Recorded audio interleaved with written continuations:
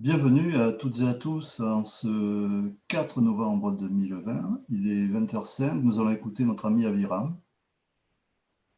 Aviram, c'est à toi. Merci, Joël. Avec plaisir.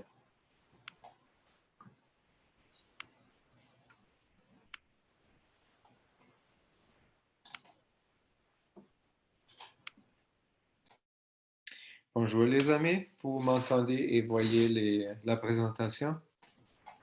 Oui, très bien, très bien. Merci. Cool. Donc, je vais commencer. Aujourd'hui, on va multiplier les nouvelles du 352e Knowledge Seeker Workshop du jeudi passé. J'ai aussi inclus les deux premiers enseignements de Conseil universel en concernant, c'est aussi autour de l'âme, de toute évidence. Donc, ça va faire partie du programme aujourd'hui encore.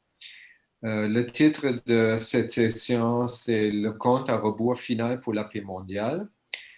Le compteur que vous avez sur l'image, il est sur le site web de Plasma Laurentide.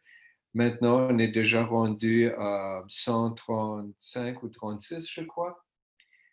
Et c'est les jours qui comptent à rebours jusqu'au 21 mars 2021 à minuit. C'est le moment où le monde va se réveiller, tout changer. On commence quand même, on commence juste, on continue avec ce qu'on commençait, les bonnes nouvelles, ce compteur-là. Monsieur Kesh a dit le dernier jeudi que c'est ça la date finale pour que la paix soit établie sur la Terre pour toujours. Et c'est aussi la date de toute évidence où l'humanité va faire partie de la communauté universelle finalement. Longtemps attendu, enfin ça se réalise. Sous un autre point, le Conseil universel a fait un souhait pour la collaboration de la famille Kirsch et de la famille Rothschild. Je vais vous le lire.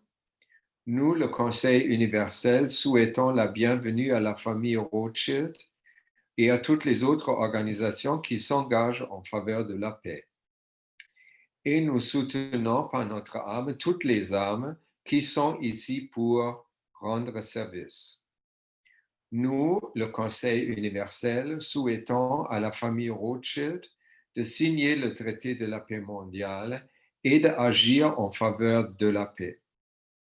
Nous, le Conseil universel, invitons la famille Rothschild à élever l'âme du Conseil universel. Je suis présent. Je suis présente. Je suis présent. Je suis présent. Je suis présent. Je suis présent. Je suis présent. Merci.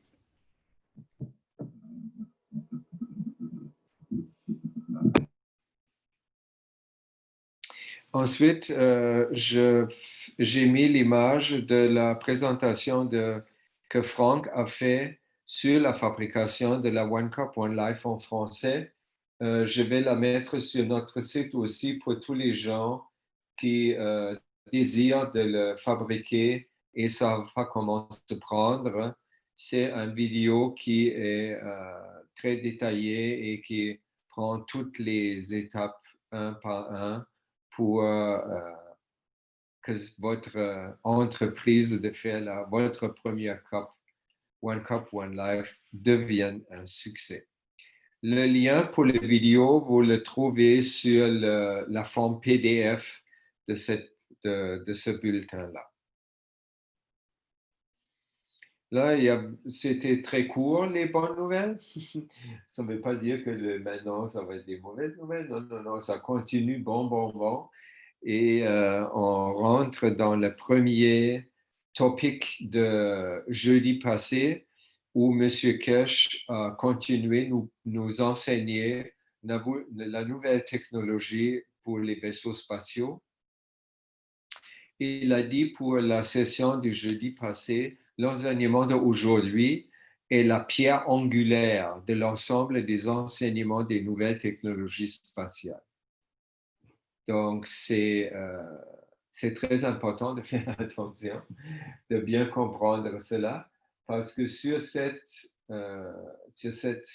pierre se bâtit la suite de l'enseignement sur la technologie spatiale. Il a commencé dans le contexte de parler, de nous dire qu'il n'y a pas seulement des univers qu'on voit avec nos télescopes depuis la Terre, et il y a aussi ça serait des univers qui ont déjà une visibilité, c'est-à-dire ils existent sur le plan matériel. Il y a plein d'autres univers qui ne sont pas visibles avec les télescopes ou avec l'œil nu, comme par exemple une étoile. Ce sont des univers plasmiques. Et comment ils se font? M. Kesh a expliqué ça sur le plan du plus petit, c'est-à-dire le niveau subatomique. Donc, il a dit ce qu'on savait déjà de la science du plasma, que toute matière, nouvelle matière qui se crée par l'interaction de deux plasmas ou deux rayons plasma, c'est aussi possible. Quand ces deux-là, ils interagissent, ils créent deux autres nouvelles entités comme des jumeaux que vous voyez avec le 8. Et les deux qui sont créés en jumeaux n'ont pas la force identique. Ce n'est pas deux tout à fait pareils. Ils ont la même structure, mais pas la même force magnétique gravitationnelle. C'est-à-dire, ils vont entrer en action, en interrelation ou en interaction entre eux, et bien sûr avec tous les champs semblables autour de eux également. Dans cette interaction, il va toujours avoir une entité qui reste plus faible et quand sa faiblesse, pour ainsi dire, va en bas d'une certaine limite. Ça peut être l'équation de Heisenberg, par exemple, dans la physique quantique. Si elle tombe en bas de cette limite, le plasma, si on veut, on peut dire, se désintègre ou se densifie en particules matérielles, en électrons, neutrons et protons, ce que vous voyez les 3 points colorés sur l'image. Donc, c'est important de retenir que toute matière se fait par des rayons fondamentaux. Il n'a pas dit, mais je présume fortement que ces rayons fondamentaux ou les plasmas fondamentaux sont les paquets d'énergie non spécifiques qui viennent du centre de l'unicos, c'est-à-dire du centre de l'âme du créateur. Et eux, en interaction, ils créent d'autres plasmas ou d'autres rayons qui vont interagir entre eux et quand par l'interaction continue, c'est aussi au même temps, on peut imaginer comme une friction parce qu'ils rencontrent déjà des plasmas qui sont devenus matière. Donc, ils ont plus de force gravitationnelle qui ralentit les forces magnétiques. Et en plus, ils ont des forces d'inertie qui font interagir aussi et qui aident à ralentir les plasmas à un niveau où ils peuvent collapser, la physique quantique dit ça comme ça, en matière et dans les trois building blocks, on peut dire, dont la matière généralement est composée sur notre planète, les protons, les neutrons et les électrons. Et je crois que ce n'est pas juste sur notre planète, c'est dans tout l'univers comme ça. Dans le même contexte, ça, ce que je viens d'expliquer jusqu'à maintenant, c'est la création d'une nouvelle matière. Donc, c'est aussi possible que des atomes relativement grands, par exemple le carbone, qui a 6 protons que vous voyez sur l'image en bas, il a 6 protons et 6 neutrons et 6 électrons. Normalement, dans la chimie, sur notre planète, ça se fait toujours que le nombre de protons et le nombre d'électrons sont plus ou moins pareils et le nombre de neutrons peut varier, ce qui, entre autres, engendre aussi les différentes isotopes du même élément. Comme vous vous rappelez, il y a par exemple le carbone 12, il y a aussi le carbone 14 qui est plus important sur le niveau de l'âme et plus important pour le voyagement de l'espace, et le carbone 12 est plus important dans le contexte du milieu de la Terre ici. Donc, dans des atomes plus grands, il y a des neutrons qui ne sont pas tout à fait liés dans l'atome. Ils restent, si on veut, libres, et eux, ils peuvent aussi dégénérer en protons et électrons. Et de cette manière, quand un neutron se désagrège en protons et électrons, ça crée, admettons, un nouveau hydrogène. Mais aussi, le carbone va changer par ce fait même son isotope. Ça va peut-être tomber de carbone 14 à carbone 13 ou une autre forme, un autre isotope. Donc, il y a à ce moment-là 2 changements matériels dans le même mouvement. Les flèches jaunes que vous voyez sur l'image que je viens d'expliquer juste là, avant, et ce sont appelés les plasmas fondamentaux. Et quand j'ai écouté M. Kesh, j'avais beaucoup l'idée aussi que cette plasma fondamental peut coïncider aussi avec ce que Grégory appelle biosignal. Ces biosignaux vont se matérialiser, ou le plasma fondamental peuvent se matérialiser selon les données d'un environnement donné. C'est-à-dire, si l'environnement reste plus ou moins stable comme sur la Terre, je dis plus ou moins parce que toute cette stabilité n'est jamais statique, parce qu'on parle des univers vivants. Il n'y a pas d'univers mort, il y a juste des univers vivants. Donc, toutes les interactions, tous les positionnements ne sont jamais statiques, mais toujours dynamiques. C'est-à-dire, on peut très difficilement, on ne devrait pas vraiment parler d'un état d'un univers ou d'un état de l'environnement sur la Terre. Sinon, on comprend cet état est vraiment juste une image d'un 17e d'une seconde. Donc, à cette fréquence, si on se rappelle, se renouvelle toute la création toujours, perpétuellement. Et ça veut dire qu'un état n'est pas statique à travers le temps linéaire. Si on présume ça, ça ne reflète pas exactement la façon comment l'univers se fait. Et ces plasmas fondamentaux ou fondamentaux qui traversent les univers, ils vont se rencontrer, ils ont des forces différentes.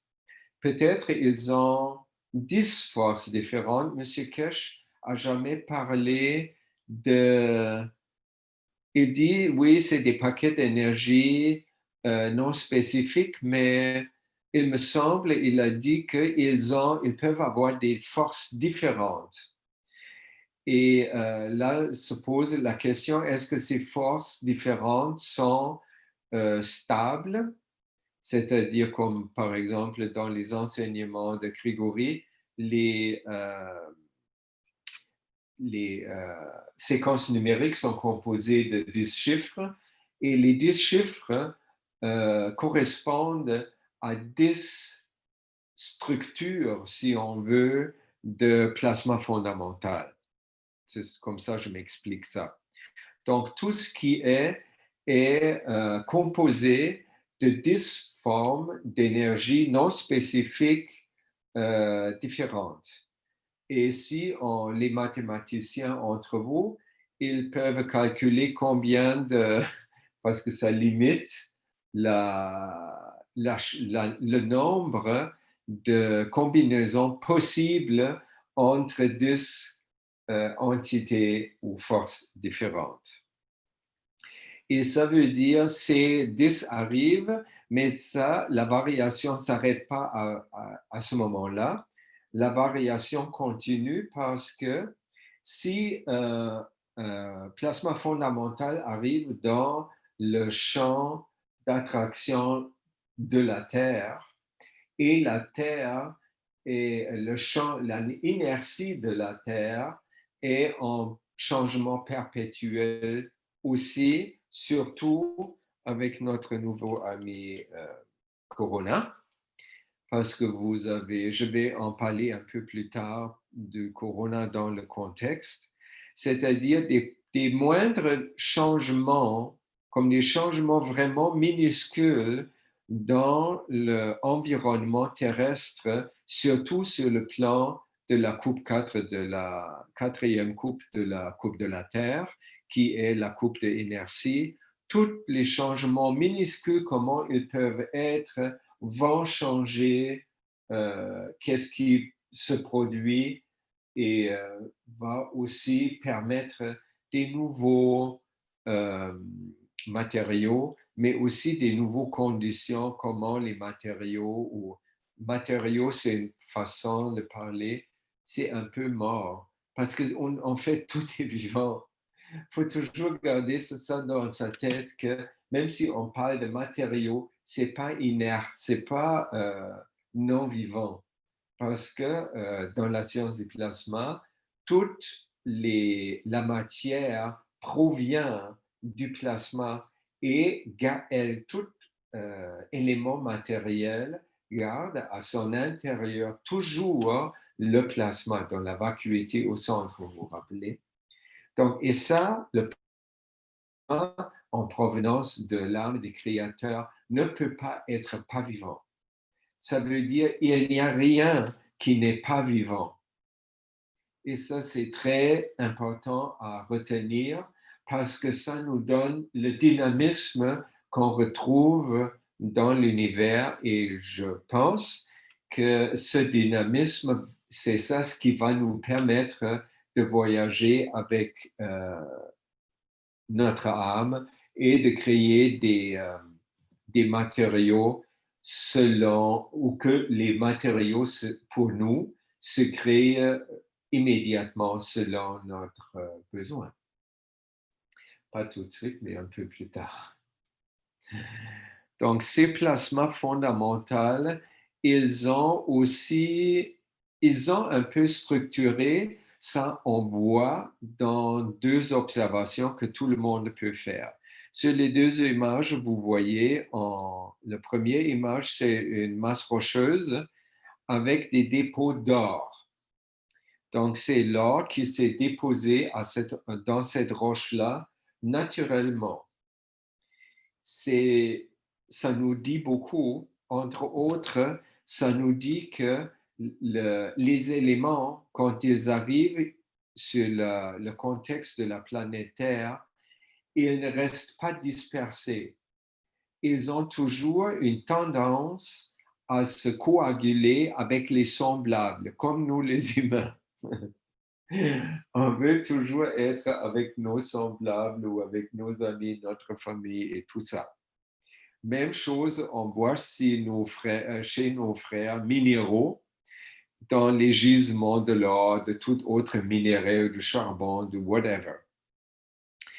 Et l'autre possibilité théorique seulement serait que les dépôts d'or se font par atomes complètement dispersés comme une poudre d'or monoatomique à l'intérieur de la croûte terrestre. Ça ne se fait pas parce que ça serait probablement même aurait pu être difficile pour l'homme de trouver de l'or. Parce que monoatomique, c'est sur le niveau nano. De voir un particule de Gans, par exemple, bonne chance. L'autre exemple, c'est les nuages.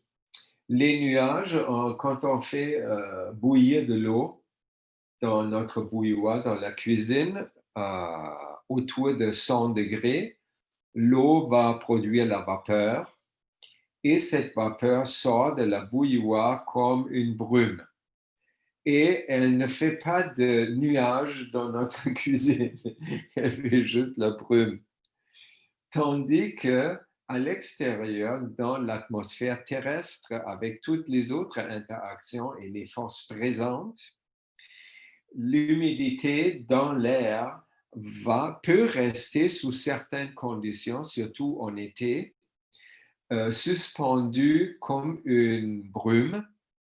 Donc, on ne va pas loin, c'est comme une bruine. La visibilité est pas loin, on ne voit pas loin, et c'est comme brouillardeux ou en été, quand il fait très chaud, on voit ça. Tandis que quand l'humidité monte dans les couches de l'atmosphère plus haut, c'est-à-dire aussi plus froid, et c'est aussi le plus haut qu'on monte par rapport à la surface de la Terre, le plus fort vont être les forces du Soleil magnétique par rapport aux forces de la Terre. Donc, ça change aussi, l'inertie change. Et à ce moment-là, ça peut être sous certaines conditions climatiques que tout le ciel est couvert avec une couche uniforme de brouillard, ou ce qui est plus souvent le cas que l'humidité s'organise en nuages qui sont très belles et selon la région où vous habitez ou le temps qu'il fait, ça peut même être très, très dramatique qu'est-ce qu'on voit avec les nuages. Comme quand j'étais à Panama, j'ai été ébloui parce que Panama, c'est une zone climatique spéciale parce que la Terre est tellement mince qu'il y a des points sur Panama, tu peux regarder depuis ce point de vue, tu regardes vers l'est et tu regardes vers l'ouest, tu vois les deux mers quand c'est une journée très claire, avec une bonne visibilité. Autrement, chaque jour, le scénario des nuages est absolument formidable, adorable. C'est la mémoire que j'ai plus chérie quand j'étais au Panama pour un mois l'année. Cette année, en fait, oui, en janvier. Donc, si on plonge un peu plus dans ce phénomène de plasma fondamental, ça crée alors un nouveau élément. Et là, j'ai dit que ce moindre changement de l'environnement peut modifier les données quelle matière va se créer. Et vous vous rappelez sûrement de M. Kesh qui dit que le virus corona, il est maintenant, depuis un bout déjà, devenu un phénomène environnemental.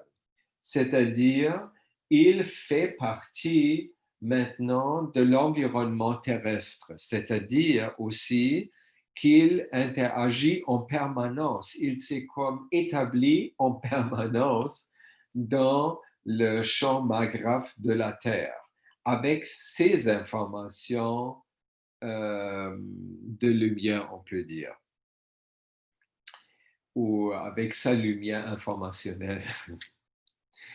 Alors, il modifie les conditions d'inertie de la Terre qui sont responsables, qui donnent comme la fenêtre et la gamme de matériaux possibles qui peuvent être créés sur cette planète-là, à des endroits différents, bien sûr, parce que l'inertie n'est pas la même sur toute la planète, elle suit la latitude et la longitude et aussi la distance de la surface de la Terre. Donc, c'est un réseau 3D qui contourne la Terre, qui détermine à quel endroit telle ou telle gamme de matériaux sont possibles ou non. Et le reste n'est pas possible. Donc, un changement, même très minuscule, va donner la possibilité que des nouveaux éléments, comme un nouveau métal, un nouveau, je ne sais pas quoi, peut se créer, mais aussi des nouvelles formes de vie, comme le corona est déjà une nouvelle forme de vie, si on veut dire. De l'autre côté, l'unité d'amélioration universelle, elle aussi, travaille sur l'inertie, c'est-à-dire sur l'environnement. Comme on a déjà appris, comme M. Kesh a plus expliqué cette unité en détail, il a dit qu'elle n'enlève pas un cancer ou elle ne répare pas une valve coronaire ou elle n'allégit pas une dépression ou des choses comme ça. Elle n'est pas une machine qui gère nos bobos. Elle travaille plutôt sur le plan ou sur le niveau environnemental, c'est-à-dire cette unité crée des conditions où l'environnement tout à coup devient très normalisé, comme Grégory le dit. C'est-à-dire que parfait, sans distorsion mentale. C'est comme si cet environnement prend absolument ou répond absolument aux souhaits ou aux désirs de l'âme.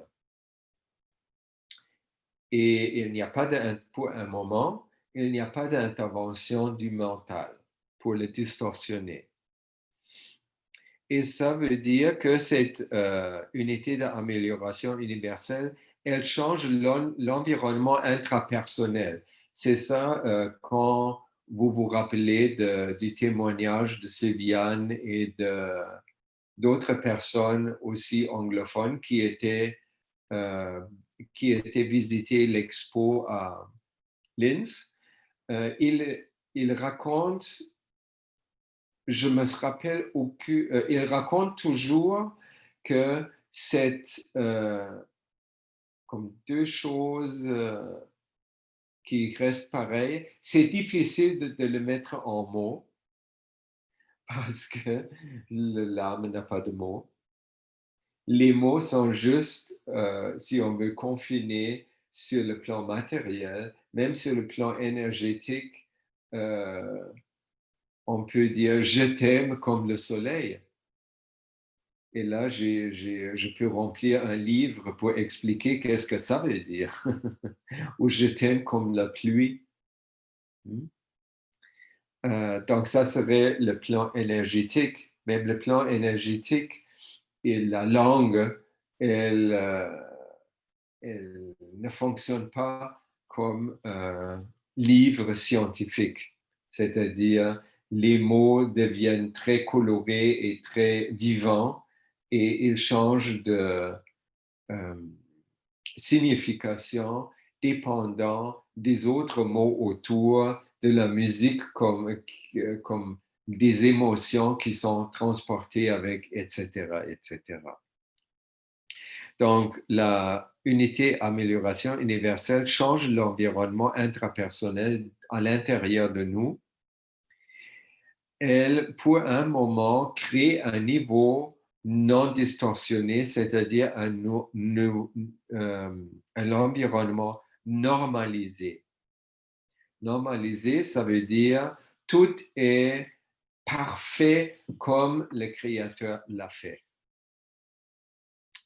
Et dans le même moment, parce que la matière, elle suit toujours l'état plasmatique. Donc, si l'état plasmatique est normalisé, dans le même moment, 17 fois par seconde, la matière suit ça.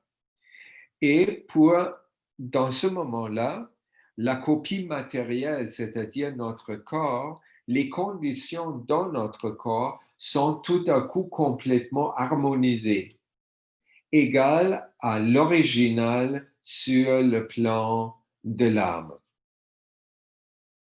Et de toute évidence, cet phénomène ou cette expérience va être accompagnée sur le plan psychologique avec des sentiments comme amour, bonheur, joie, toutes ces émotions qui sont très proches à l'âme. Donc, si les gens qui peuvent visiter l'intérieur et peuvent avoir une séance avec l'unité universelle, ils vont vivre entre 15 minutes, je crois, ou entre 0 et 30 minutes ou 15 minutes, cet état parfait qui est accompagné avec des sentiments de bonheur très prononcés. Donc, après, c'est comme si on a vu un super film où on est tombé amoureux avec une autre personne et là, on se retrouve tout seul et on prend encore un bon bout de temps, on va, comme on dit, marcher sur les nuages. Donc, cet état, cette normalisation à notre intérieur était si fort que l'état de santé s'est rétabli et il pourrait s'en aller seulement quand on arrête à marcher sur le nuage, on revient, comme on dit, sur la terre, on doute tout ça et on retombe dans la dépression quotidienne. Autrement, le changement, comme l'énergie dans notre corps se trouve dans un état complètement équilibré. Et ça veut dire qu'un cancer ou une dépression ou une infection par le corona ou toutes ces choses-là ne peuvent pas être dans le même endroit. On peut aussi s'imaginer ça comme quand vous visualisez un réacteur qui tourne. Vous avez vu sûrement la vidéo où le réacteur tourne, vous voyez le liquide avec le gans qui se met à la paroi du réacteur et le centre du réacteur se crée un vide, comme le vide à l'intérieur au centre de notre tête où se trouve notre âme. L'énergie dans cet endroit est tellement élevée qu'il ne peut pas avoir à la même place de la matière au même moment.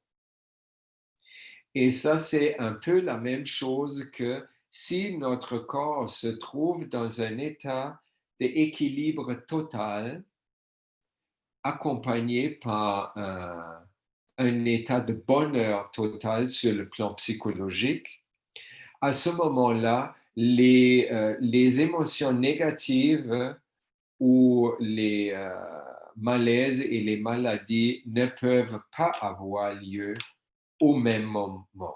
Ça me rappelle Stéphania qui a fait et qui nous parle dans le One Nation, One Planet souvent de son cours avec M. Kirsch sur Mojan pour devenir une pilote. Elle dit pendant cette période d'enseignement, elle était de moins en moins capable, son mental était de moins en moins capable de produire des émotions négatives ou même des pensées négatives. Donc ça, c'est un effet de cet changement de l'environnement vers le positif qui ne rend pour un moment au moins impossible la coexistence de négativité, soit émotionnelle, soit physique. Ensuite, M. Kesh nous a dit la question que nous aurions eu à voir dans son enseignement. S'il dit, oui, tout ce qui est, c'est fait par l'interaction de au moins deux plasmas fondamentaux ou fondamentaux. Si on entend ça, on va en régressant, on va voir, OK, maintenant on a tant de matière, il y a tant de millions d'années, il y avait très peu. Et ensuite, si toute la matière est créée par l'interaction de deux plasmas, alors les premiers deux, ils viennent de où? D'où vient le premier plasma? Et ça, c'est un peu le phénomène, le contexte, ainsi que la réponse de M. Kesh m'ont rappelé un symbole qui s'appelle Ouroboros. Le Ouroboros, je vous ai marqué ici en image, c'est un serpent qui se mord dans la queue, sa propre queue. C'est un symbole alchimique aussi. Et c'est comme pas par hasard que le Ouroboros est montré comme une huître, le symbole de l'infini. Donc, ça fait allusion que le contexte dans lequel on parle est un contexte d'éternité. Et ça change un peu la question et ça change aussi la donnée. Parce que la causalité, si je demande d'où vient le premier plasma, ça répond à mon besoin d'avoir une causalité pour toute apparition dans notre monde. Et une causalité a seulement un sens ou une justification sur un plan où on voit le temps en forme de flèche, c'est-à-dire linéaire. Il y a un début de la flèche, il y a une pointe de la flèche. Et la flèche, quand elle est mouvante, elle part de quelque part et elle a un cible. Mais tout ça, c'est seulement justifié ou c'est des notions qui font seulement du sens dans un contexte de non-éternité, donc de temps linéaire, qui passe du passé à travers le moment présent et qui s'en va dans le futur, ou l'inverse. Dans un contexte d'éternité, par contre, d'où vient le premier plasma ne fait pas de sens, ou au moins n'est pas requis. Parce qu'une chose, justement, qui est éternelle, ou un événement qui est éternel, n'a justement pas de fin et pas de début. Autrement, ce ne serait pas éternel. Le Créateur est éternel. Nous sommes éternels parce que nous sommes créés à son image sans aucune différence. Donc, nous sommes aussi éternels et le Créateur, il n'a pas seulement créé nous, les humains, à son image, mais tout ce qu'il crée est à son image. Toute la création est divine, pas seulement vivante, hein, mais aussi divine et éternelle. Là, ça nous prend un mental très lousse, très détendu, très ouvert pour suivre ça. Si vous avez la misère, mes chers amis, écoutez pareil et faites confiance au processus parce qu'avec le temps, votre mental, surtout dans le temps dans lequel nous vivons, va se délayer de plus en plus et va être capable de se mettre autour des formes qui nous semblaient peut-être au début invraisemblablement difficiles. Et dans cette même optique, avec le Ouroboros, se trouve aussi la réponse de M. Kirsch que j'ai trouvée pour une fois superbement spirituelle, digne d'un maître. Je vais vous lire. Le premier chant a été créé à partir du néant.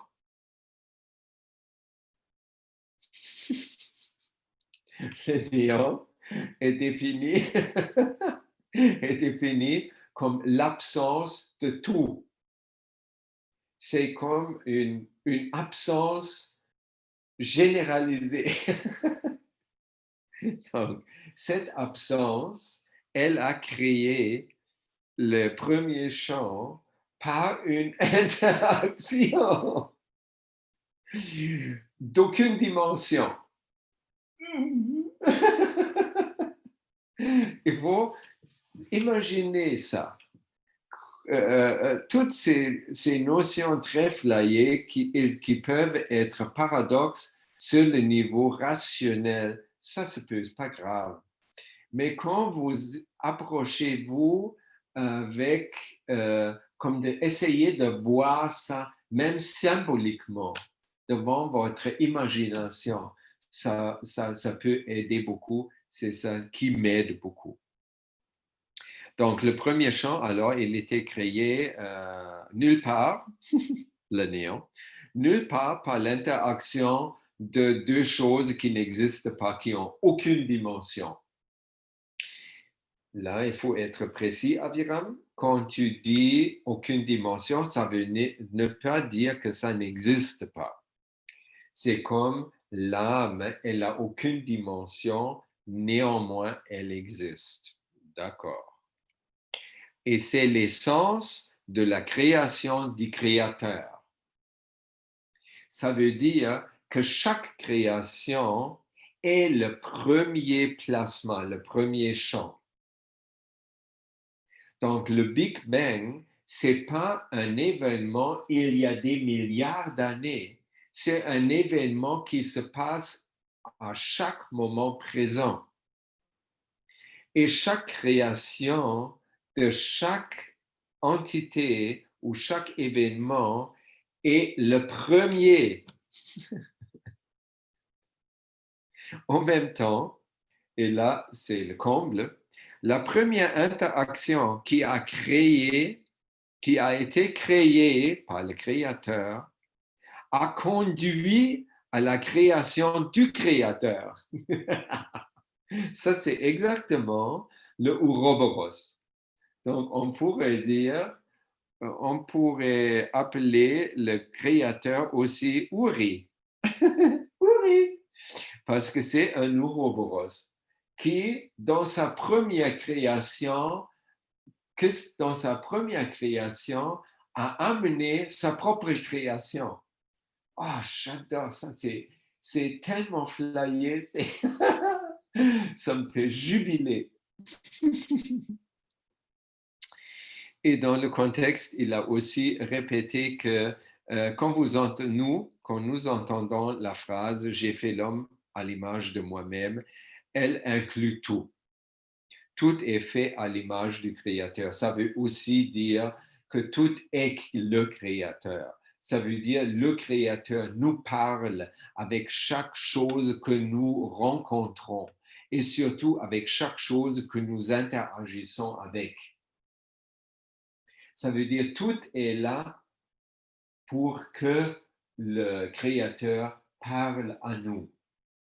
Il faut juste garder une petite ouverture vers cela et on peut beaucoup plus apprendre dans cette direction.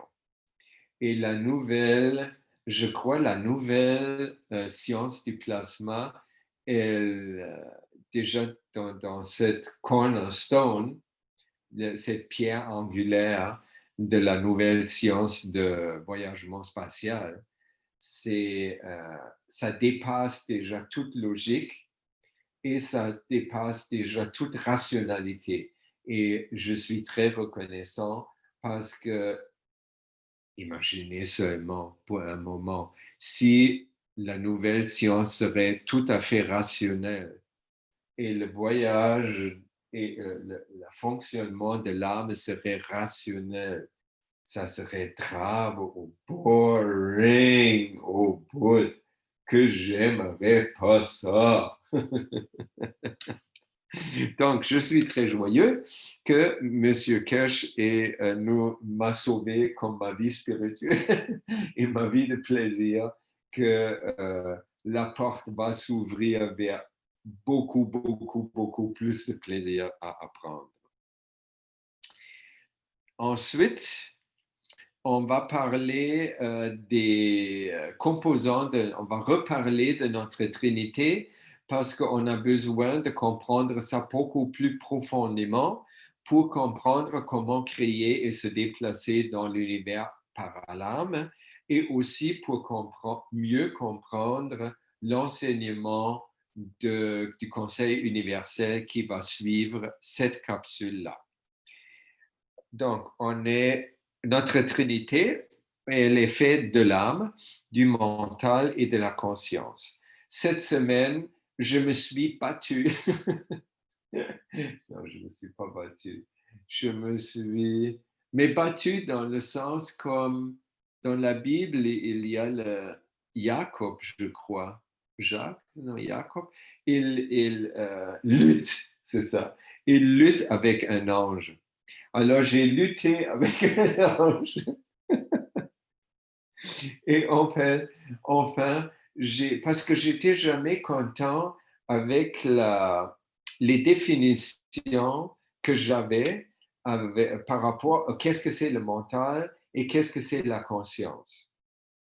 Comme la dernière fois, j'ai trouvé l'exemple qu'on pourrait comparer le mental avec le hardware, les composants matériels de l'ordinateur, pendant que la conscience pourrait représenter ou pourrait être représentée par les applications, la software qui est dans l'ordinateur. Et ça veut dire que cet exemple semble très bien parce que l'âme, ça serait nous, l'opérateur de l'ordinateur, qui travaillons avec l'ordinateur.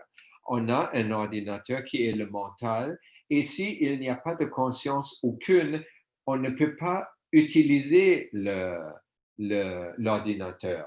C'est juste c'est comme un diamant. Et là, quand j'ai découvert ça, j'étais super content parce que le diamant, c'est un superbe métaphore pour le mental parce que c'est stable, c'est hyper versatile et c'est très, très, très fort. Tout dépendamment, de toute évidence, quel software je peux utiliser, c'est-à-dire de la conscience avec laquelle je opère mon mental. Donc, ça a beaucoup calmé mes doutes que j'avais pour les derniers 40 ans. Oui, c'est vrai, 40 ans, depuis que j'ai rencontré Osho. Parce que les maîtres, ils disent toujours, ah, le mental, c'est votre prison, le mental est moche, c'est juste un ordinateur et blablabla. Bla, bla, bla, bla. Mais il me semblait que ce n'était pas assez précis. Et maintenant, je suis très content parce que le mental, en fait, c'est un diamant.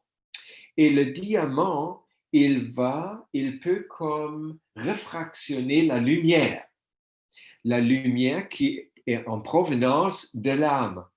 Donc, ces rayons, ils passent à travers le mental pour après faire des projections. Ça, c'est des matérialisations. Hein? Voilà. Et là, ça dépend complètement. Est-ce que le diamant est propre? Est-ce que le milieu dans lequel le diamant est propice? C'est pour que cette lumière, à l'intérieur des diamants, il n'y a pas d'obstacle. Un diamant est par définition pur. En plus, c'est du carbone. Alors, il est pur. Il ne va pas altérer le rayon divin en provenance du Créateur, mais la software, elle peut comme être imaginée que ça rend des facettes moins perméables ou ça crée quand même de genre d'impureté qui distorsionne, c'est-à-dire qui enlève de l'énergie du créateur de ce rayon original pour qu'il ne peut pas traverser sans perdre rien. Donc, là, ça nous dit que notre travail, ce n'est pas vraiment un travail sur le mental. Mental est parfait. Mental, c'est un formidable diamant très pur et c'est juste qu'il dépend la façon comment on peut utiliser le mental ou le diamant dépend complètement de notre conscience. Donc, il faut travailler sur notre conscience. Et là, et de toute évidence, ça devient hyper important avec qui de cette Trinité on s'identifie. Ça, c'est la question « Who am I ?» Qui suis-je? Là, vous voyez sur l'image un bonhomme ou une bonne femme qui se promène tout seul, presque dans le néant. Et il y a plein d'idées écrites sur l'écran qui il est, hein? Comment il pouvait répondre à la question « Qui suis-je » ? Oh, je suis seul, je suis en relation, je suis un docteur, je suis un enfant de quelqu'un d'autre, je suis un amoureux, non, je suis un architecte, je suis marié ou seul, et tous ces mots sont là. Mais ce n'est pas ça. La question « Qui suis-je » doit aller plus profond. Et elle peut être attachée, notre identification peut être attachée au le monde, qui comme drôle comme c'est, en France, c'est un journal en plus. C'est vraiment parfait. Alors, on peut s'identifier sur le plan matériel avec toutes les pensées, avec toutes les publicités, avec toutes les nouvelles et avec toutes les catégories que les autres ou les étiquettes que les autres posent sur nous, comme maintenant vous êtes architecte, félicitations. Ou maintenant je vous ai baptisé, vous appelez Thomas. Ou maintenant vous êtes mariés, allez-vous en paix. Essayez de garder la paix le plus longtemps que vous pouvez. Le monde. Ou vous pouvez essayer de shifter, de transfigurer votre identification par rapport au monde matériel vers le monde idéal ou le monde divin ou l'âme, le créateur. Et pour faire ça, c'est un cheminement. Et ce cheminement, on dit ça dans les thérapies New Age et dans beaucoup d'écoles spirituelles, on paraphrase ça, aller vers soi-même. Et là, j'ai trouvé chez Grigori une définition magnifique, qu'est-ce que ça veut dire. Il dit, aller vers soi-même, au fond, veut dire rien d'autre que aller vers une structuration maximale de votre conscience. Structuration de la conscience, ça veut dire on remplace la conscience du monde qui est plein de jugements, plein de croyances non questionnées, plein de blablabla, axiomes, whatever, vers la vérité, vers l'objectivité. Et ça se trouve évidemment pas sur le même niveau. Donc, le deuxième phénomène autour de la conscience, alors le premier, pour le résumer, on a trouvé que notre conscience, ou l'évolution, le développement de notre conscience, c'est le chemin vers notre âme. Et la conscience, il ne s'agit pas de il faut avoir une telle conscience chrétienne, une conscience bouddhiste, une conscience keshienne, pour ça aussi. C'est pas ça du tout. Développer la conscience, c'est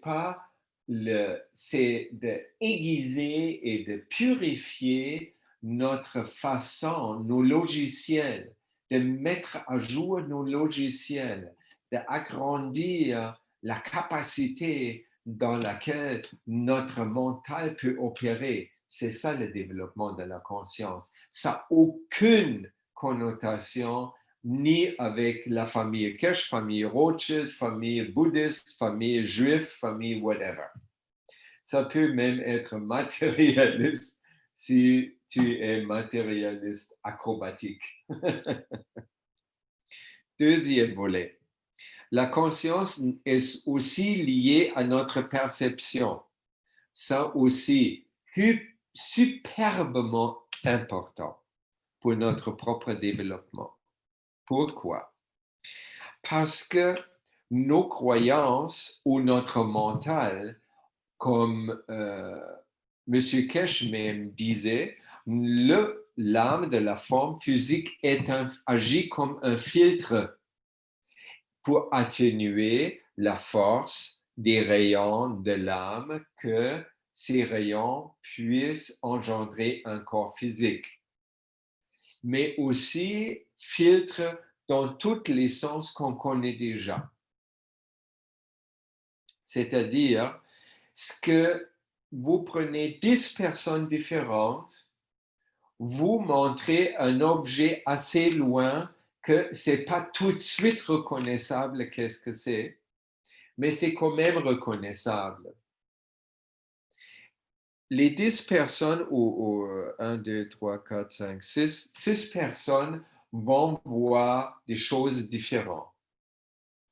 Autre exemple, un événement, 10 personnes font partie et plus, mais les 10, et vous demandez à 10 personnes qui ont participé qui ont expérimenté un événement de vous expliquer exactement qu'est-ce que c'était. Et vous allez avoir 6 opinions et 6 descriptions différentes. Ça veut dire quoi?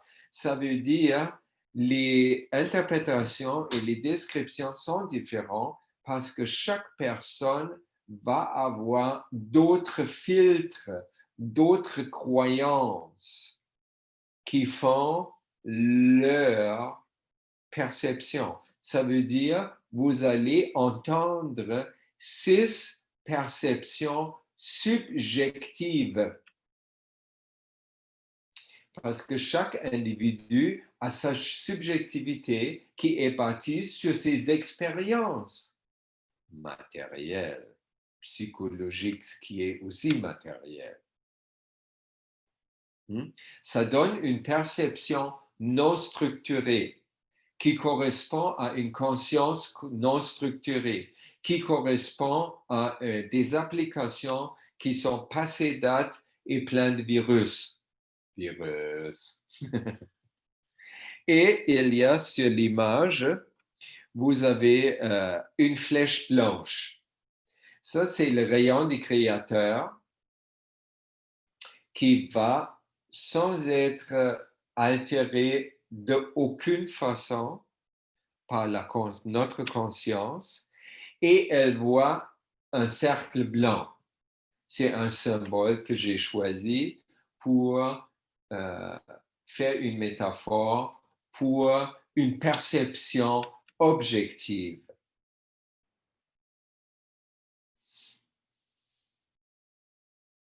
Ça veut dire la structuration, l'évolution de notre conscience et la structuration progressive de celle-ci va nous amener que nous tous vont voir la même chose.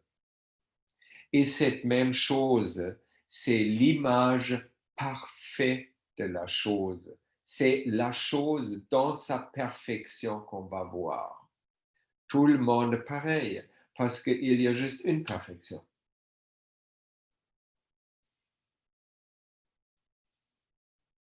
Et là, c'est très propice pour que ça ne devienne pas ennuyant. Il y a tellement de choses qui se créent et le nombre de matérialisations est grandissant. Les univers sont en pleine expansion. Donc, on n'a pas besoin d'avoir peur que la perception objective va être une réduction. Non, pas du tout. Toutes les illuminés le décrivent comme blissful, béat. Vous voyez la perfection et vous la voyez avec une joie sans aucune limite. Et c'est toujours avec ça, parce que la joie, l'amour sont les deux, si on veut, émotions qui peuvent exister proches de l'âme. Donc, à ce moment-là, quand on voit la réalité objective, on a une perception structurée et on a aussi une conscience structurée. Ça ne veut pas dire, et là je trouve ça c'est important aussi, dans toute la discussion avec les bouddhistes, ça apparaît, que ça ne veut pas dire que une perception non structurée est une illusion, qu'on se trompe. Sur un niveau, oui, si on dit, OK, seulement le plan fondamental est vrai et tous les autres plans ne sont pas vrais à ce moment-là, oui, on peut dire c'est une illusion. Mais de l'autre côté, on peut dire, juste pour être très gentil avec nous-mêmes et avec nos pères, nos amis, notre famille, même nos ennemis, on peut dire, non, toutes les perceptions sont valides. C'est-à-dire quelqu'un qui est sourd et il ne voit pas un lampadaire et il rentre avec son nez dans le lampadaire, il se casse son nez. Et il va dire après, il y avait tout à coup, quelqu'un m'a casé au nez. C'est une perception valide. Vous avez marché à côté, vous voyez le lampadaire. Mais si vous êtes vraiment précis, vous voyez le lampadaire qui fait mal avec l'interaction avec l'arme de l'ivrogne, parce que vous avez aussi des filtres qui voient un négatif. Jésus ne verrait ni le nez cassé, ni l'ivrogne, ni le lampadaire qui peut casser des nez. Pour lui, un lampadaire, c'est juste un truc magnifique qui éclaire la nuit, ce qui n'est pas du tout nécessaire parce que la nuit est déjà claire. Mais toutes les perceptions qui ne sont pas structurées, qui ne proviennent pas d'une conscience structurée, sont pas objectives, ils sont subjectives. Comme ça, on peut, c'est pas non plus nécessaire de jongler avec des mots négatifs et positifs parce que c'est souvent dans d'autres connotations de notre langue péjoratif ou dénigrant pour quelqu'un. Et on ne veut pas être dénigrant, surtout pas envers nous-mêmes, n'est-ce pas? Donc, la conscience, la troisième étape à la conscience, on arrive à une définition. Qu'est-ce que c'est la conscience? La conscience est une structure qui permet à l'âme d'interagir avec ou par le mental afin de contrôler le corps et tout le monde 3D. Parce que c'est ça la raison pourquoi l'âme voulait partout s'incarner dans le monde 3D. Parce que j'avais envie de vivre dans le 3D. Alors, à ce moment-là, l'âme a besoin d'un corps. L'âme ne peut pas faire marcher le corps directement. Elle a besoin d'une interface pour interagir avec le plan matériel sur tous les niveaux. Et cette interface, c'est le mental conjointement avec les applications du mental qui est la conscience. Et la structuration de notre conscience, c'est en autre mot un chemin qu'on fait pour éduquer notre conscience, qu'elle part où elle arrête d'être un faux maître, un charlatan et un magicien pour devenir un serviteur parfait. Le reste, un faux maître, pas une bonne affaire. Un charlatan et un magicien non plus, parce qu'ils nous font voir des choses qui ne sont pas objectivement là. Et qui ne sont pas blissful non plus, qui ne sont pas absolument joyeux. Et c'est ça ce qu'on veut. On veut tout ce qu'on voit devrait inciter en nous une joie sans borne. Parce que c'est ça la raison pourquoi notre âme est venue ici. Elle ne veut pas déprimer ou se fâcher ou toutes ces émotions négatives. La même conscience, on a parlé jusque maintenant, elle agit en interaction avec le monde soi-disant extérieur. Mais elle fait aussi le même travail ou avec le monde intérieur, c'est-à-dire notre corps. Dans notre corps, on peut appeler la conscience cellulaire. Et si elle n'est pas contredite par le mental, par la conscience, si le mental n'est pas laissé, ou si l'alliance parfaite entre le corps et l'âme n'est pas perturbé ou entravé par une conscience qui n'est pas structurée, à ce moment-là, nous avons tous une santé parfaite et éternelle. Pas possible autrement. Si par contre notre conscience est défailleuse, notre conscience n'est pas structurée, là on va avoir une santé ou un état de corps, un physique imparfait qui est malade, qui peut avoir des accidents et qui au fin compte va tomber dans la tombe. La mort va s'en suivre.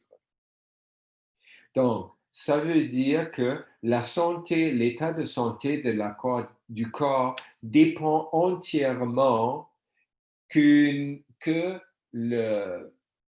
la conscience soit structurée. C'est-à-dire, quand elle est structurée, elle n'entrave pas l'alliance qui existe déjà entre le corps, toutes les cellules avec l'âme. De cette façon, je me suis rappelé comme un dicton en latin qui dit corpore sano mens sano in corpore sano. Ça veut dire un esprit sain habite dans un corps sain. C'est toute une idéologie physique et matérielle qui est derrière ça. Et ce n'est pas tout à fait juste, me semble. On devrait le dire à l'envers. Corpore sano in mens sano, c'est-à-dire un corps sain est le produit d'un esprit ou mental sain, et le mental peut être sain quand l'outil avec lequel il est travaillé, c'est-à-dire la conscience, est saine. Bon, quatrième étape. On est des miniers aujourd'hui. On va de plus en plus profond dans cette mine de connaissances inatterrissables. Donc, quand on fait la structuration de la conscience, chaque changement de conscience, ça amène des changements de conscience. Comme on dit déjà dans notre langue quotidienne, j'avais pas conscience, mais maintenant j'en suis conscient. Ma conscience a changé. Chaque changement de conscience engendre un changement de perception. Je ne vais plus être capable de voir le monde de la même façon qu'avant. Et chaque changement de perception, évidemment, change la réalité. Parce que je vois mon monde différemment. Ça veut dire je ne vis plus dans le même monde. Et ça fait que la structuration de notre mental structure tout le monde dans lequel nous vivons, tout l'univers. Et ça veut dire Trump ou Biden. Qui va gagner l'élection? Who cares? Ça va être imparfait, ça va être non structuré de toute façon. Mais si nous travaillons sur notre conscience, on va par force changer tout l'univers, inclus la Terre, pour le paradis. Il y a plus de questions qui va gagner une élection parce que tout simplement, il n'y en aura plus. Donc, avec tout ce travail sur la conscience, d'ailleurs, c'est une preuve ce que je viens vous livrer là, c'est une preuve, même un bouddhiste ne pouvait pas le contredire, cette preuve-là, que le changement de conscience, c'est la seule chose qui amène à un changement de notre réalité. C'est très important. Parce que ça veut dire l'inverse est vrai aussi. La réalité ne peut pas être changée à l'intérieur d'elle-même. vous ne pouvez pas changer, vous pouvez pas, personne ne peut introduire la paix par les élections, par les pétitions ou par des actions quelconques sur le plan politique, économique, social ou whatever. Complètement impossible. La seule façon pour l'amener, c'est de changer notre conscience. Isn't that wonderful? N'est-ce pas magnifique? Parce que ça nous donne à chacun le plein pouvoir comme à ce qu'on appelait avant Dieu, qu'on appelle maintenant le Créateur, qui est nous. Et c'est cette séquence dont je vous ai parlé dans la dernière demi-heure, trois quarts d'heure, c'est la séquence, c'est les petits pas, comment se rendre pour comprendre ou pour être capable de vivre qu'on est le Créateur. Comme ça, à ce moment-là, notre identification qu'on a parlé au début aura changé. Là, quelqu'un nous demande qui êtes-vous? On ne va pas dire je suis architecte. On va dire ah, mais dans tes mots, Dieu.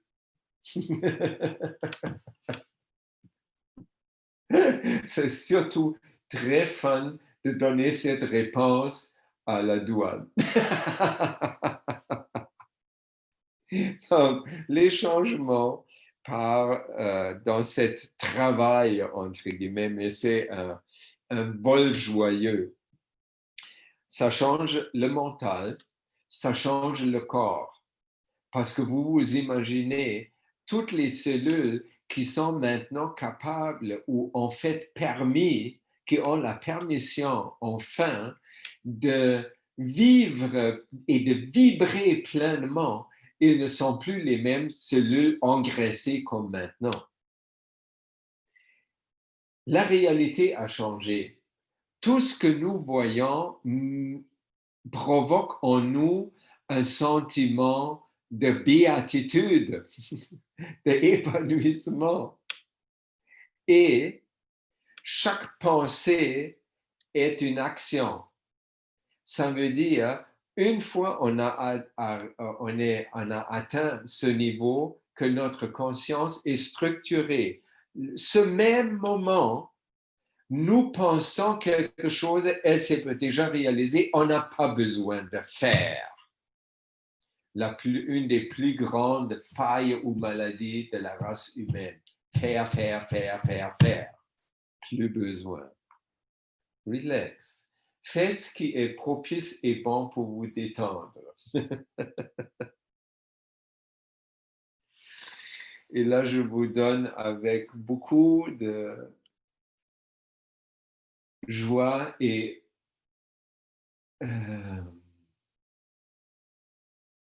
émotion, une citation de Grégory qui est littéralement exactement la même chose que M. Kesh dit.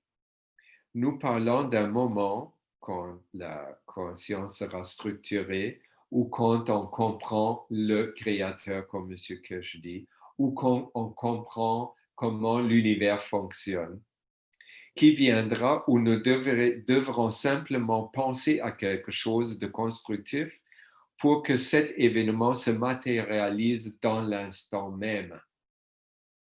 Et donc, si nous pouvons tout matérialiser, ça c'est M. Kesh, nous ne manquerons plus jamais de rien. Si l'homme se rend compte qu'il est abondant et qu'il a été toujours abondant, alors la violence n'aura plus de raison d'être.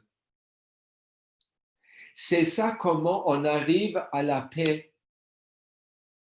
On n'arrive pas à la paix par se donner une éthique qu'on doit suivre comme un esclave pour être toujours non violent. C'est pas du tout ça. Ça prend d'élever son âme, pas suivre aucune doctrine. Yippee! Juste suivre son âme, structurer sa conscience et on arriverait à un état où on est incapable d'émotions négatives et de violence. Et cette structuration, ce qu'on a fait aujourd'hui, ce tour de force à travers la conscience, c'est un moyen. Quand on écoute toutes les Knowledge Seeker Workshops et les One Nation, One World et tout ça, et on fait un effort de comprendre, c'est aussi un pas, c'est le même pas. Et on peut se faire assister dans le chemin par la unité d'amélioration universelle de la famille Kesh ou par le PRK1U, c'est l'équivalent de machine, entre guillemets, de unité élaborée par Grigori. Elle est moins chère. Elle est aussi plus petite. Alors, si vous voulez, pour le moment, l'unité universelle, il faut débourser un demi-million d'euros. Et pour la PRK1U, c'est, je crois, 10 700 ou 10 800 euros.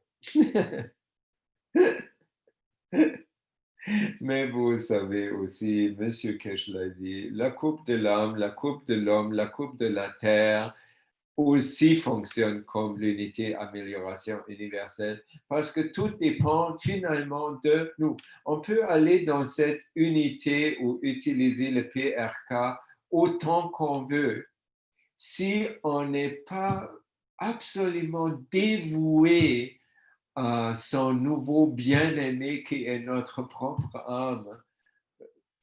Ça va faire un bout de chemin, mais pas final, probablement. Ça prend une dévotion complète.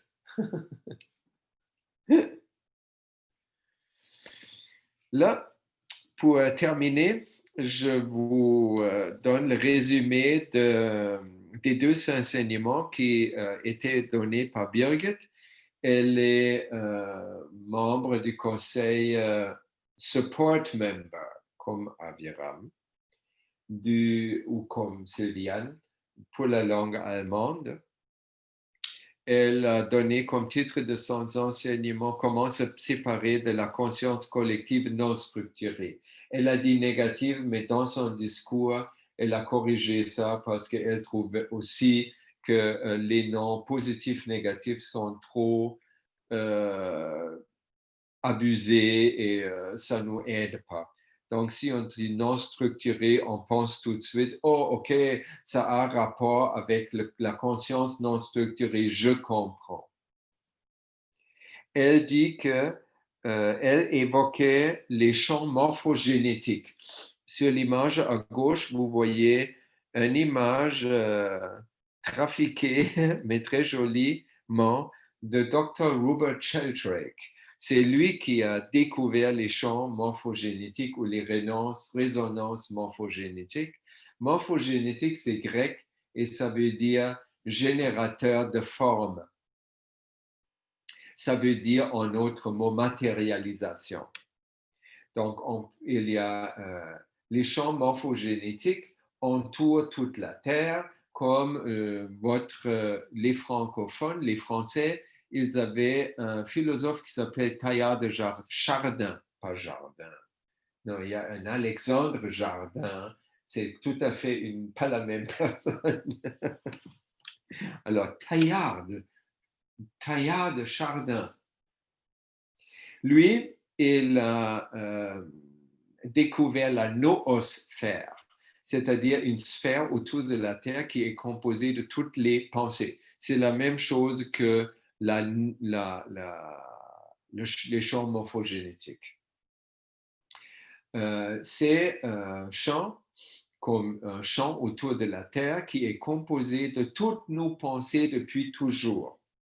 Donc, on rajoute toujours et on peut aussi en prendre des informations de ces champs morphogénétiques. Et de toute évidence, parce que c'était fait par notre conscience, par nos mentaux, à l'aide de nos consciences, il y a une bonne partie non structurée et qui contient toutes les croyances collectives. Et il y a aussi une partie structurée qui nous aide à évoluer. Birgit définit non structuré dans son enseignement. Non structuré, c'est ce qui entrave ou empêche notre avancement ou notre apprentissage. Et structuré, c'est le contraire, ce qui aide notre structuration et qui aide les enseignements et notre apprentissage. Après, elle raconte comment on est né. C'est une décision de notre âme de prendre une forme physique. À ce moment-là, jusqu'à ce moment-là, tout est encore bien. Parce que le mental n'est pas encore projeté à l'extérieur de l'âme. Elle est dans l'âme, donc il n'y a pas de conflit possible.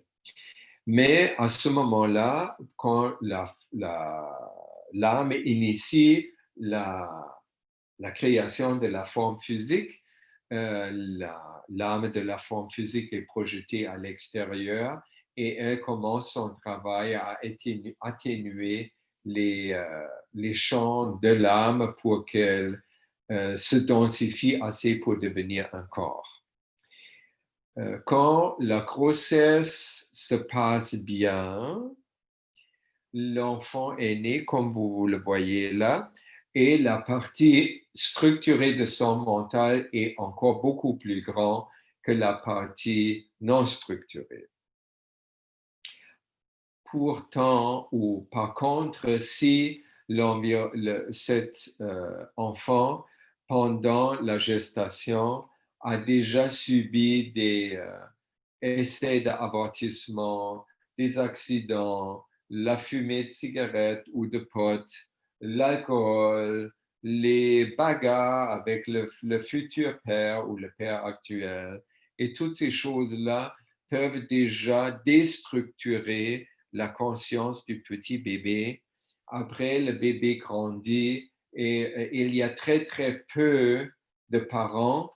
Les seuls parents que je connais, c'est des parents qui suivent les enseignements d'Anastasia, qui peuvent penser que mon enfant qui vient de naître est plus proche de Dieu que moi.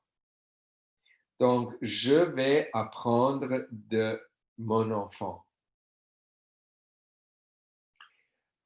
La plupart des parents et la plupart des professeurs et d'autres professionnels en éducation vont dire le contraire. Non, non, cet nouveau être, il est petit et il ne sait rien et il a besoin d'éducation et moi, je suis professionnel apte à l'éduquer. Ça me fait mal au cœur, mais c'est comme ça la réalité pour le moment, non structurée de toute évidence. Alors, ça devient de pire en pire. L'enfant perd de plus en plus le rayon divin en lui. Il ne le perd pas, c'est juste qu'il va être occulté derrière des voiles et des voiles et des voiles. Après, continue pendant l'école et après dans la profession, les institutions de la société économique et les institutions spirituelles et les institutions de divertissement, c'est-à-dire les médias, vont continuer à marteler dans la même direction pour enlever toute liberté, vraie liberté à l'être humain pour le rendre une machine finalement. Et le rendre malade et le rendre à la fin de ses jours dans une tombe quelconque qu'il refait le même chemin. Quelle grave chose. Mais il y a une sortie. Et Birgit évoque pour la sortie, la première chose qu'elle amène, c'est une citation de Rumi, que la sortie n'est pas à l'extérieur. La sortie des croyances collectives ou d'une conscience non structurée se trouve seulement à l'intérieur de nous, précisément où se trouve notre âme. Le texte sur l'image à droite, avec le moine tibétain, il dit, si vous ne me trouvez pas à votre intérieur, vous n'allez jamais me trouver. Parce que j'étais avec toi dès mon début. Il dit même pas de ton début, il dit de mon début, l'âme, le bien-aimé. L'âme dit, j'étais avec toi dès mon début. Tu es venu plus tard. Deuxième consigne, vivre tout simplement ce qui on est. Ça veut dire se libérer. Ne pas trop écouter, oh si je fais ça, qu'est-ce que les autres vont penser? Non. Faites ce qui est juste et bon pour vous détendre. Comme la madame ou la mademoiselle sur l'image. Troisième, utilisez les connaissances que vous avez. Vous avez appris l'existence et l'utilisation de votre GPS intérieur. Vous savez que chaque émotion négative est premièrement et presque seulement un indice de mon âme, mon gars, ma fille, tu n'es pas sur le bon chemin. Tu es en train de t'éloigner de moi. Reviens. Les émotions vont changer. Donc, la distance entre nous maintenant et l'âme, c'est un pont. Et le pont est fait d'émotions. Le plus qu'on progresse sur le pont vers l'autre côté, c'est-à-dire vers notre côté, on passe de l'extérieur vers l'intérieur, vous n'oubliez pas. Vous allez perdre de plus en plus des émotions négatives et de plus en plus les émotions positives vont prendre la place jusqu'à la fin où il n'y a que des émotions que amour et joie. Et ils sont tellement présents qu'il n'y a aucun iota de place pour une autre émotion qui est moins exaltée.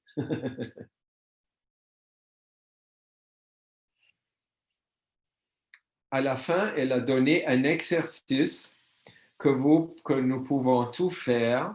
Nous imaginons, je crois elle est allemande, et elle a dû lire Kafka.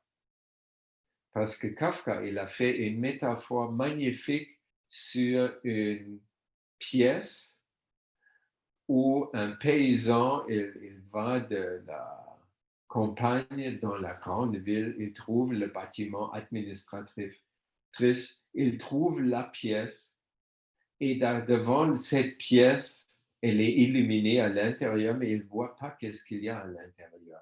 Il doit y aller. Et devant, il y a un gardien qui dit « Non, vous n'entrez pas ». Et c'est ça son exercice, l'exercice du gardien. Donc, vous imaginez un gardien qui a été installé par nous-mêmes devant l'entrée du paradis. Le paradis est doux et formidable et vous le sentez derrière le gardien. Vous le voyez aussi. Vous approchez au gardien et n'oubliez pas que c'était vous qui ont mis le gardien. Parce que c'était une excuse pour vous de ne pas entrer dans le paradis. Une excuse, ça peut être Ah, je ne suis pas encore prêt.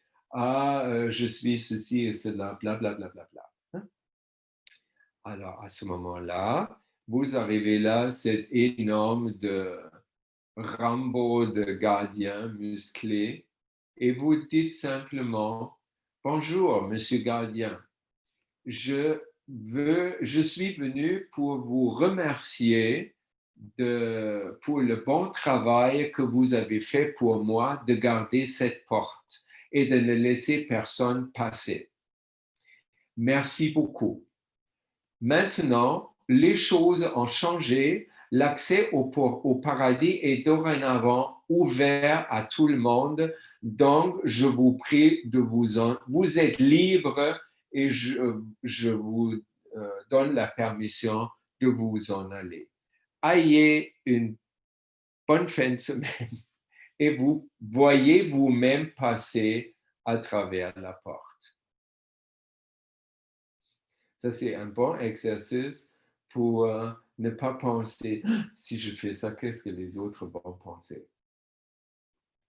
Et pour terminer, j'ai aussi trouvé un poème de Osho que nous avons accroché dans notre cuisine depuis très, très, très longtemps, qui dit « L'existence est toujours aimante. Elle est toujours prête à se lier d'amitié avec toi. Tu es un enfant pour elle. Elle est très douce. Elle prend soin de toi avec beaucoup de délicatesse. Elle est très prudente. Elle est très attentionnée. Et si parfois tu as un sentiment que l'existence est dure avec toi, rappelle-toi toujours, c'est parce que tu dois te battre avec elle. C'est ta résistance qui crée le problème. Regarde. Sinon, l'existence est toujours gracieuse, elle est toujours maternelle.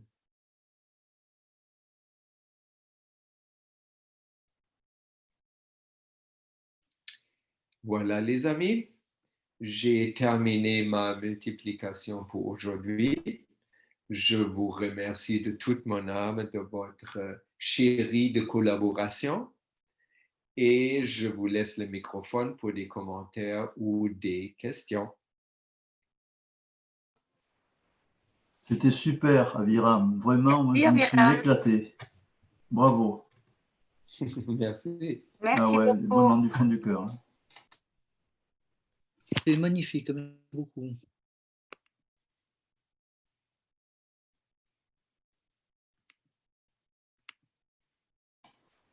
J'ai bien aimé la citation de Monsieur Kesh.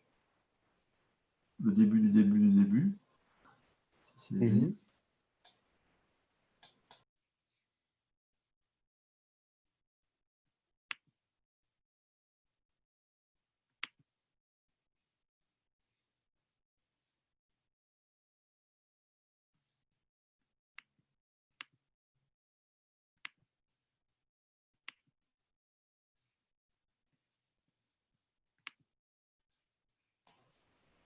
Est-ce qu'on sait si l'expo sera prolongée donc l'année prochaine avec tout ce qui arrive en ce moment-là? Est-ce qu'on sait si c'est OK? Pour l'instant, jusqu'au 31 décembre, mais après, je Ouais, Sylviane, ne pense pas. Non, non, je n'ai pas eu d'infos par rapport à ça. Hein. Non, non. Non. Parce qu'on est bien d'accord, ça devait durer en 2021 aussi, c'est ça hein, que tu avais dit? Oui, logiquement jusqu'à fin septembre Ouais. 2021. D'accord. Et puis, bon, voilà, dernièrement, on avait su ça devait s'arrêter 30, enfin, que c'était sûr jusqu'au 31 décembre. Et pour la suite, bon, c'est une possibilité. Mais bon, ce n'est pas encore tout à fait confirmé. D'accord. Merci.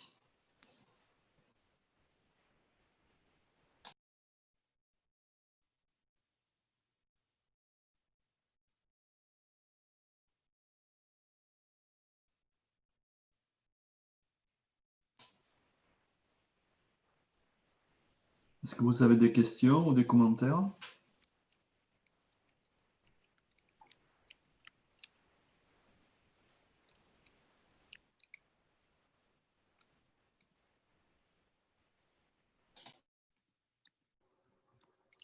Peut-être qu'il va falloir être nous-mêmes et arrêter les jeux de rôle, quoi. Qu'on n'est plus ce qu'on est de notre métier, de notre éducation et montrer ce qu'on est vraiment. Oui, tout à fait. C'est la réflexion que je me suis faite. Ouais. Aussi. En fait, on se cache toujours derrière une étiquette, quoi. C'est Ouais, mais hallucinant. c'est idiot, quoi. C'est ça. C'est l'éducation, de l'éducation, de l'éducation, Ouais, des générations et des générations. Ouais. Bon, on va sortir de tout ça, c'est bien. Oui, complètement, oui.